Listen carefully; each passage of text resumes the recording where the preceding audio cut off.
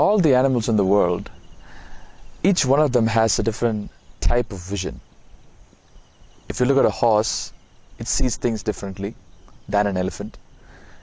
If you look at an ant, it sees things differently than other animals. We as human beings also see things differently from other animals. But one particular thing that human beings have is that they have an amazing ability to not just see things, but think through, process, and get the right perspective.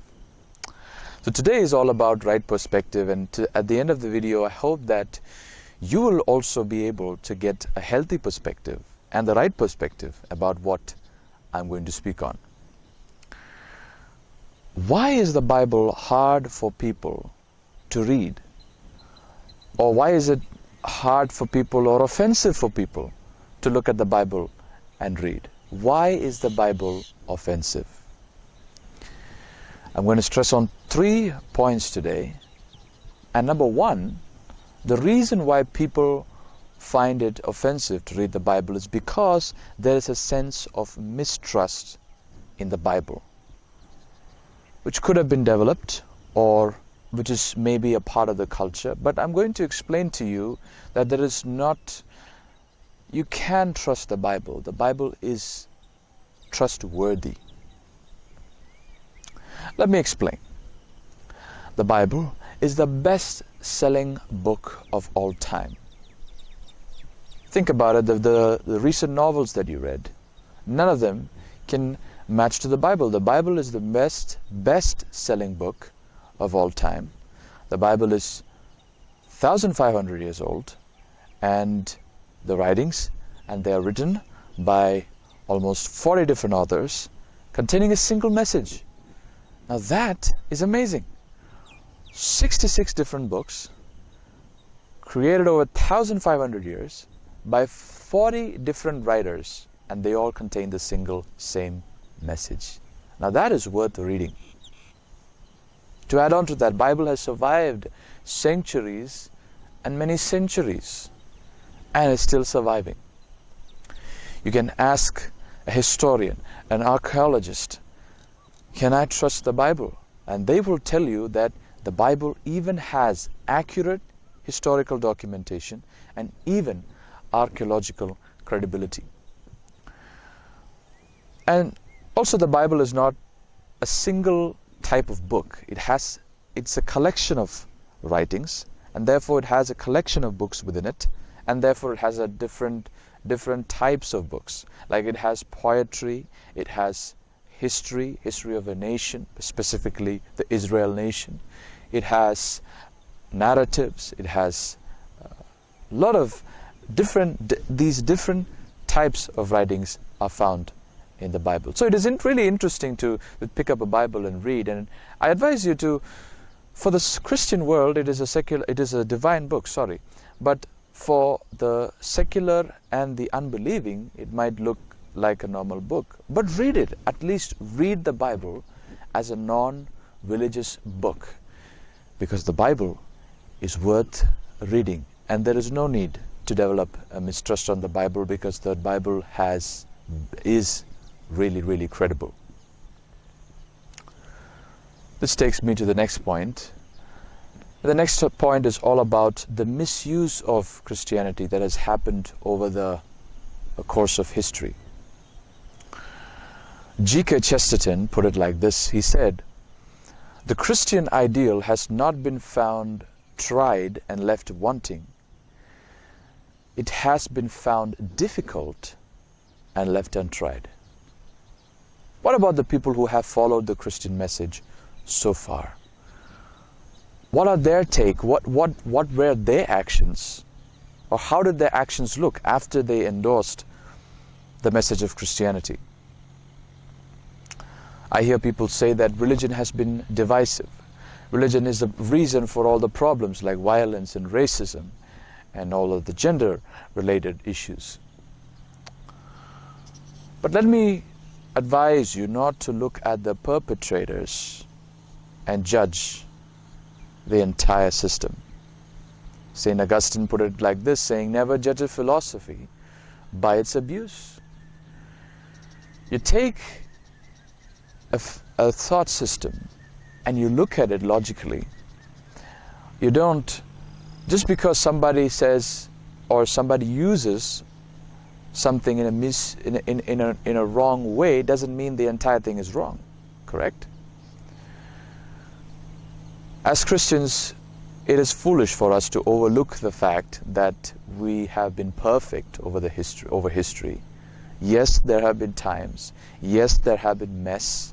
Yes, religion has been divisive, and Christianity indeed has its own share in it. Not to mention there are other religions too that has its share in this problem of division. But ultimately, let me tell you that that does not count, because the misuse of Christianity is actually done by people who do not even understand or follow the teachings of the Christian faith. So I tell you, we can really be skeptical if we are focused only on the misuse that has happened. So take that skepticism away and try to look at the Christian message as it is. Take a deep examination or do an individual study by yourself and see for yourselves and judge for yourselves if it is beautiful, if the Christian message is beautiful or not. And finally, my third point is people can develop a sense of offensiveness toward the Bible also because of some misrepresentations of the Bible. Different people can have different concepts and can also have misrepresentations of the Bible. Let me explain this with a beautiful true story that happened. The great theologian Augustine of Hippo, he was from North Africa, and he was a young, talented orator. And leaving his, before, when he was in North Africa, he fell into a sect called the Manichaeans, which are severely critical of Christianity. They are severely critical. They have the stereotypes of Christianity. And while Augustine fell into this sect, he also got in the message what the Manichaeans were saying. And he developed a certain sort of, maybe a hatred or say a certain sort of mistrust or a wrong, he viewed Christianity through a wrong lens. So what happened was, when he left North Africa, he got a job in Italy, Rome, in a town called Milan.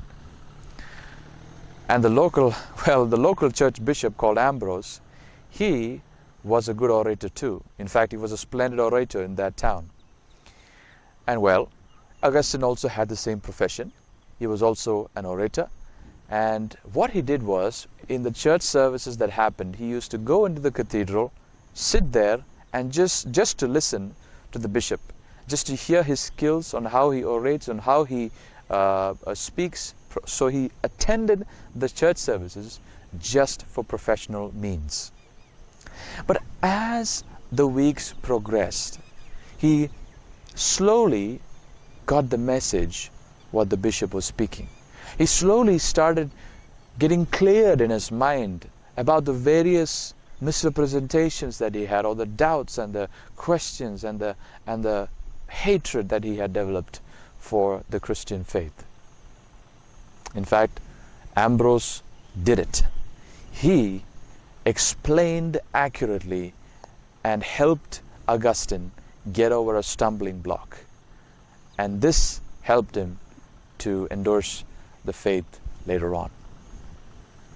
My point is, sometimes because of some speakers or because of some messengers of the faith, maybe wrong people or wrong teachings can actually bring down misrepresentations that can be deeply embedded within us, which can actually have a lifelong impact, unless if you can find someone who can explain it to you accurately. Explanation can help you to remove the misrepresentations that you have. Find someone who can accurately do so. If you are confused or worried about something, find someone who knows the Bible thoroughly and who can accurately explain it to you. So this is my message. Again, the question is why the Bible is offensive for people, or why is it hard for people to look at the Bible and say it is worth reading. 3 points. It could be either due to a mistrust. The Bible is trustworthy. Believe me, you can read it confidently. Number 2, it could be because of the misuse of Christianity and what people would have said about it. But look at the message yourself and you judge. I will give you that privilege. And finally, number 3, it also could be because maybe you have some misrepresentations or some questions or doubts about it. Find someone, ask someone who is thoroughly equipped to do so. And I know that you will get the right message and the right perspective as well. And I also know that you will do the right thing. Thank you for watching. Have a nice day. If you have any comments, list it down below. We'll try to answer them. Be respectful and be relevant. And thank you so much for listening again.